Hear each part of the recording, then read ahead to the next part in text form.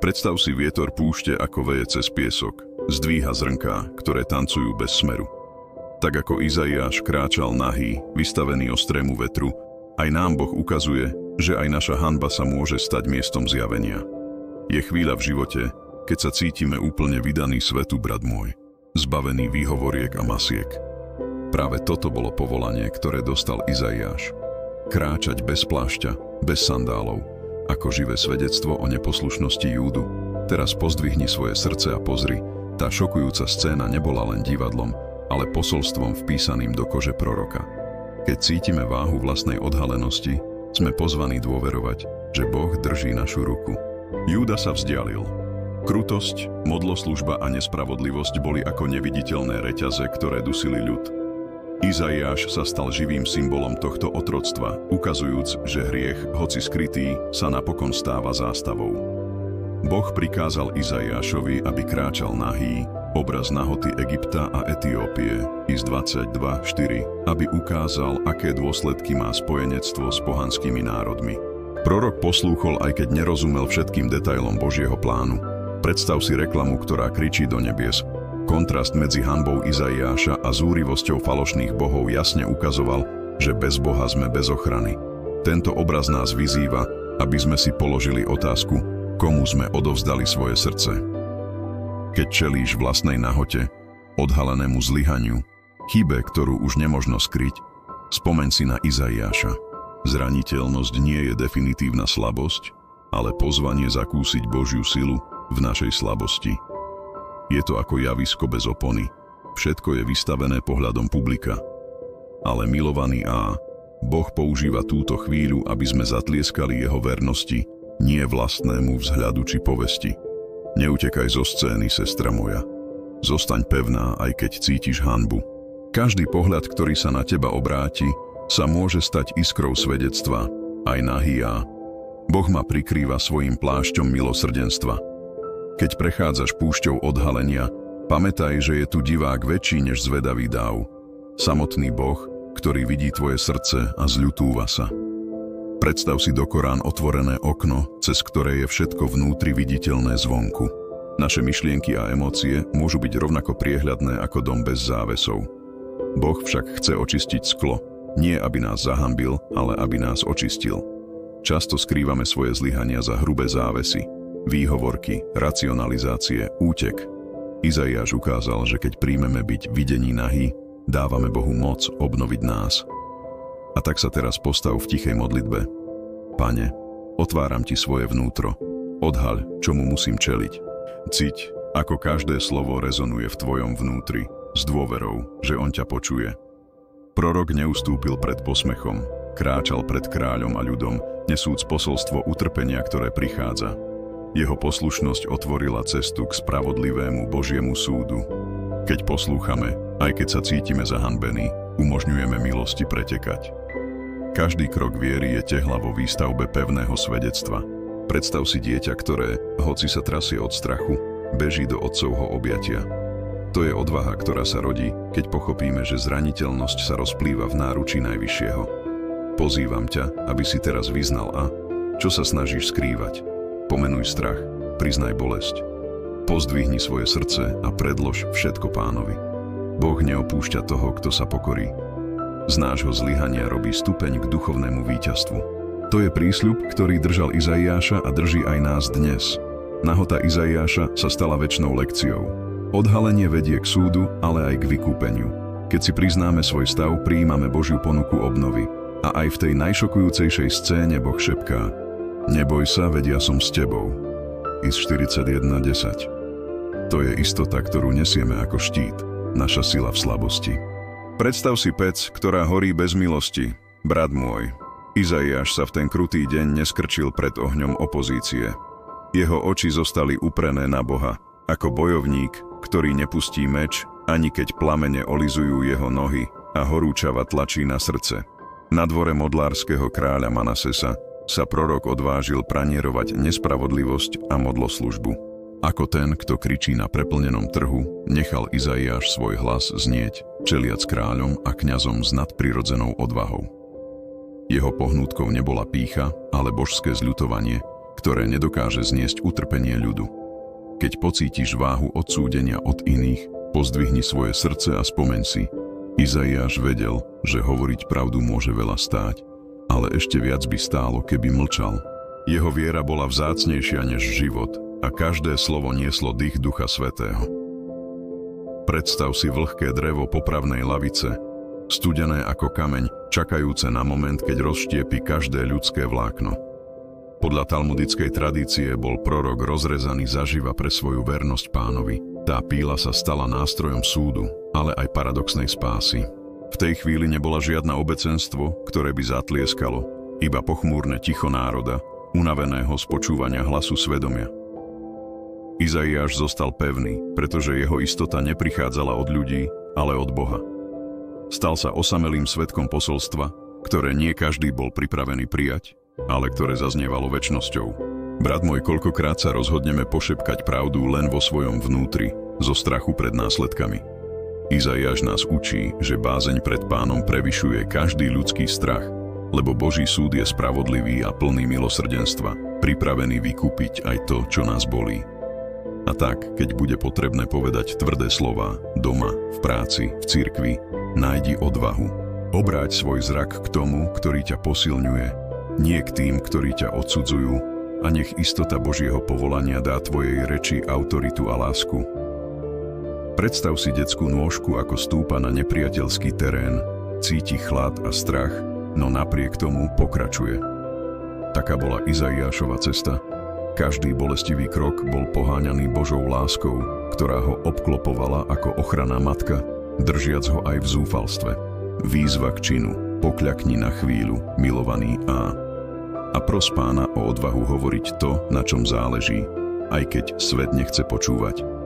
Cíť váhu tejto modlitby v hrudi, potichu vyslov každé slovo, ktoré treba vypovedať, a nech ťa vedie Duch Svätý v tejto chvíli odvahy. Smrť mučeníka znie ako stonanie a nespievaný spev v hrdle. Napriek tomu Izaiáš svedčí, že Božia pravda zostáva neotrasiteľná aj po poslednom výdychu. Opakuje sa ako hymna víťazstva v srdciach tých, ktorí odmietli mlčať. Predstav si pergamen, ako sa zvíja, každý ťah atramentu zaznamenáva proroctvo a prisľúbenie. Život Izaiáša bol týmto svätým zvitkom, napísaným potom a slzami pred zatvrdeným národom. Každý verš niesol pevnú vieru a obnovenú nádej, testament vernosti, ktorý odolal času aj zabudnutiu. Keď budeš mať pocit, že tvoje svedectvo nič nemení, spomeň si na odkaz Izaiáša. Jeho obeť žije v každom srdci, ktoré sa dotkne Božie slovo. Za každým, keď sa niekto kajá, zaznie ten výkrik spravodlivosti a milosrdenstva znova. A ty si súčasťou tohto reťazca záchrany, ktorý prechádza generáciami. Fyzická bolesť skončila, ale hlas proroka znel ďalej. Ukázal, že aj cez brutalitu nemožno Božie posolstvo umlčať. Mučeníctvo sa stalo duchovným megafónom, znásobilo Boží hlas po celom svete a ukázalo, že telo hynie, no pravda pretrvá. Milovaní, koľkokrát máme pocit, že okolnosti nás premáhajú? Izaiáš nám ukazuje, že aj v smrti môžeme poraziť duchovnú smrť, ohlasujúc život. Jeho nádej nespočívala v ľudských štítoch, ale v skale, ktorá víťazí nad hrobom. Vnútorná výzva, nadýchni sa zhlboka a cíť prítomnosť Najvyššieho, ako ťa prikrýva odvahou. Si povolaný byť svetlom vo svete bez svetla. Nech tento božský dých oživí tvojho ducha a povzbudí ťa hovoriť slová, ktoré Boh vložil do tvojho srdca. Všimni si, ako rozsudok, ktorý postihol proroka, Píla, je tiež obrazom súdu, ktorému čelíme, keď odhalíme svoje slabosti pred Spasiteľom. A toto odhalenie nás oslobodzuje, lebo samotný rozsudok, ktorý nás reže, ukazuje, kde má byť vylievaný olej milosti, aby nás uzdravil zvnútra. Spomeň si na Izaiáša, keď začuješ šepoty, ohovárania či obvinenia. Pozdvihni svoje srdce a potvrď svoju identitu v Kristovi, nie v ľudských hlasoch. Každé odporujúce slovo sa stáva ceruskou, ktorá píše príbeh víťazstva, ktoré chce Boh rozpovedať cez tvoj život, premieňajúc potupu na svedectvo. Príbeh proroka, otvoreného voči protivenstvu, odhaľuje Božiu slávu, ktorá vychádza z najhlbšej temnoty, ako úsvit pretrhávajúci noc. Práve v najnižšom bode žiari Božie svetlo najjasnejšie, prinášajúc zjavenie a obnovu. Vizualizuj polárnu žiaru, ako preráža tmavú oblohu, maľujúc tmu farbami nádeje. To je prisľúbenie, ktoré nám Izaiáš zanechal. Boh prináša svetlo na konci utrpenia, maľuje nové perspektívy uprostred chaosu. A tak, brat môj, učíme sa, že mučeníctvo proroka nebolo koncom, ale bránou do večnosti. Predstav si starobilú rieku, ako sa kľukatí cez hlboké údolia, nesúc so sebou sedimenty, ktoré sa v mori menia na nové ostrovy, tak aj svedectvo Izaiáša klíči v srdciach, keď sa necháme formovať Duchom Svätým. Na konci tej cesty plnej bolesti a odvahy prorok dokázal, že Boh vie vzbudiť život aj tam, kde sa zdalo, že všetko je mŕtve. Premieňa popol hanby na úrodnú pôdu nádeje. Izaiáš pôsobil v temných časoch, priateľ môj, keď viera ľudu kolísala a staré pohanské zmluvy ohrozovali ich identitu. Učí nás, že aj v najväčšej temnote môžeme udržať lampu horiacu, aby sme osvetlili cestu. Spomeň si na apoštola Petra, ktorý zaprel, ale bol obnovený. Tento cyklus sa opakuje aj v nás. Sme odhalení vo svojej krehkosti, no zachránení milosťou a pozvaní znova dôverovať Pánovi. Často skrývame škvrny vo svojom vnútri zo strachu, že ľudský súd nás odsúdi, ale skutočné očistenie prichádza iba vtedy, keď všetko prinesieme na svetlo, dôverujúc, že oko, ktoré všetko vidí, nás prijíma v láske. Keď sa pokúšame zakryť chyby, vytvárame neviditeľné väzenia, vina požiera dušu a kradne našu radosť. Izaiáš kráčal slobodne v poslušnosti, aj nahý, pretože už prijal byť nástrojom zjavenia.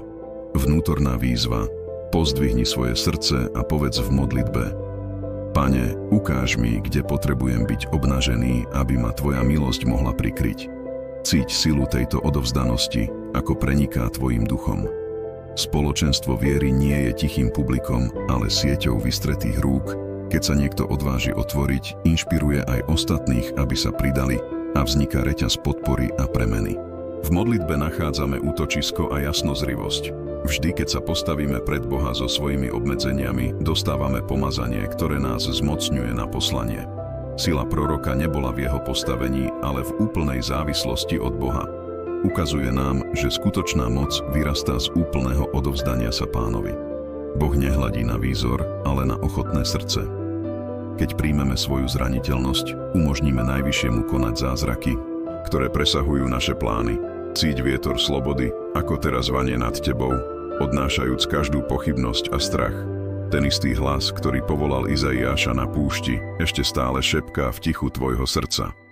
Odkaz proroka nás zasahuje aj dnes.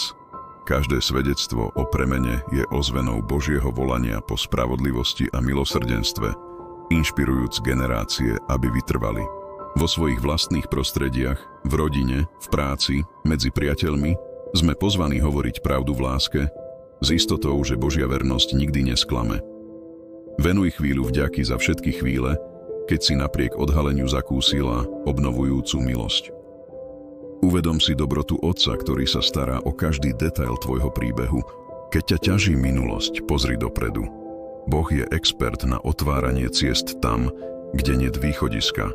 Tak ako previedol Izaiáša údolím hanby, až na vrchol jeho poslania. Ver, že ten istý plášť milosrdenstva, ktorý chránil proroka, prikrýva aj teba dnes, podopierajúc ťa pri každom kroku viery a odvahy. Nech táto záverečná myšlienka znie v tvojej duši. Odhalenie, ktoré svet desí, je príležitosťou odhaliť Božiu slávu a svedčiť o sile vykúpenia. Cíť v hrudi výzvu žiť bez masiek, hlásať pravdu s pokorou a odvahou. Tak sa naše svedectvo stáva semenom, ktoré prináša ovocie lásky a spravodlivosti. Veď Boh nám nedal ducha bojazlivosti, ale ducha sily, lásky a rozvahy. 2. Tím 1:7. Milovaný A, prišli sme na koniec tejto cesty s Izaiášom. A videla si, ako Boh opatruje tých, ktorí sa odhalia v poslušnosti, aj keď sa zdá, že sú opustení. Zo srdca ti ďakujem za tvoju pozornosť a čas. A teraz mi napíš do komentára, akú najväčšiu bolesť ti Boh pomohol prekonať. Tvoje svedectvo môže povzbudiť niekoho, kto sa cíti nahý pred životom. Ak ťa toto video zasiahlo, prihlás sa na odber a klikni na zvonček, aby si nezmeškal naše ranné modlitby. Zajtra o 6:00 ráno sa opäť stretneme v modlitbe, aby sme začali deň posilnení. Rátam s tebou. Nech ťa Pán prikryje svojou milosťou a dá ti odvahu žiť bez masiek. Požehnanie pre teba a tvoju rodinu. Amen.